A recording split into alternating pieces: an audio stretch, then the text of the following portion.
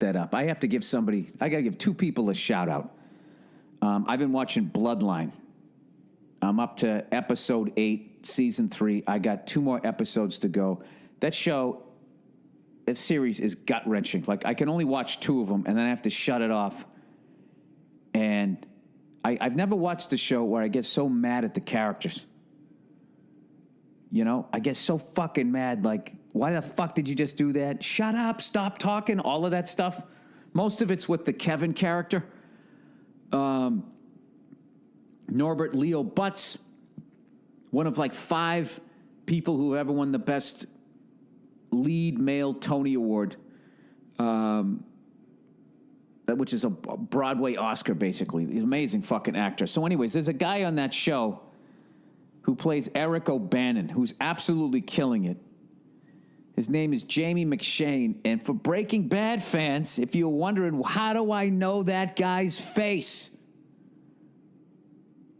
Why would his face fucking make one of my... How do I know that guy? If you're a Breaking Bad fan, the episode, I'm not going to give anything away, the one that involved the train. All right? I can't remember if he played the conductor or the engineer. And he was a great fucking guy. And in his work on this show is fucking unbelievable. I don't know. I want to quote his lines, but everybody, like, when they watch movies, it's like years later. Do you know my dad just saw, like, I did this movie called Stand Up Guys. And he calls me up. He's like, Christ, Billy, I tell you, the other night I'm sitting there. I'm like narcoleptic. I'm falling asleep on the couch. I wake up at 3 a.m. and I'm watching this movie. And I'm already laughing because I know it's going to be some shit I did like fucking 10 years ago. He goes, it's got Al Pacino and Christopher Walken, and I'm watching the movie. And all of a sudden, there you are. I'm like, holy shit. He wakes up my mother. He goes, Jesus Christ, there's Bill. That's how my parents pay attention to my career. They watch shit that I did. He goes, it was a great movie. Yeah, I'll tell you, Bill, you know, you could do this comedy stuff. You could do the dramatic shit. You fucking got it all figured out. That's what he said. You can do the dramatic shit. It's my favorite thing anybody said to me all week. You can do the dramatic shit. So anyways, 2 thumbs up from my dad for the fucking stand-up guys. Check it out if you get a chance.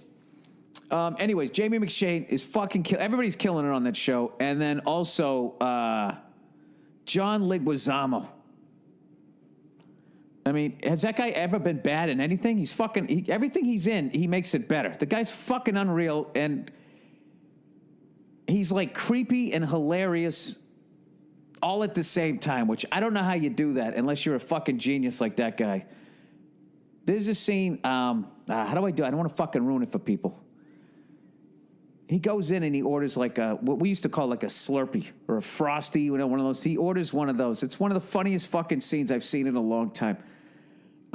Just start watching Bloodline. And I'm telling you, if you want to not have your insides get fucking all twisted up, you do 2 episodes at a time.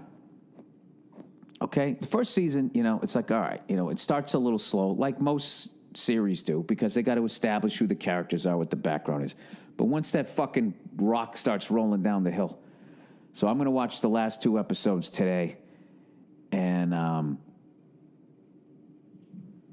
don't know, you know, I'm excited to see what happens, but then I also have that, you know, I almost had the balls to say this.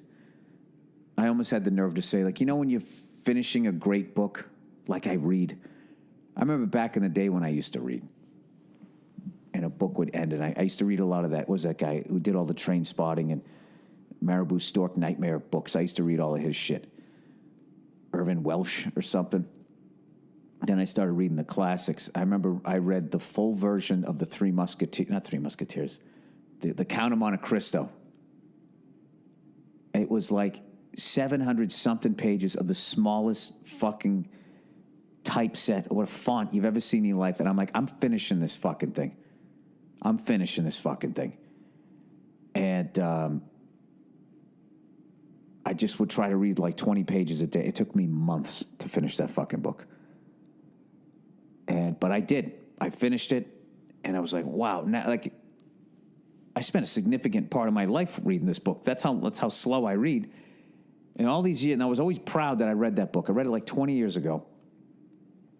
And I remember thinking, like, this is what people did back then. They had time to read books like this because there wasn't the internet, there wasn't the TV and all that, and they were bored and needed to be entertained. So these guys would just spin these yarns that would go for 6, 7, 8, 900 fucking pages. And recently, I forget where I saw it, they said that Alexander Dumas, however you say his name, was getting paid by the word. And then 20 years later, I'm like, you fucking asshole, you could have finished that shit in like 200 pages? I read like the director's cut of The Count of Monte Cristo. I still love the book. Gotta love a story of revenge,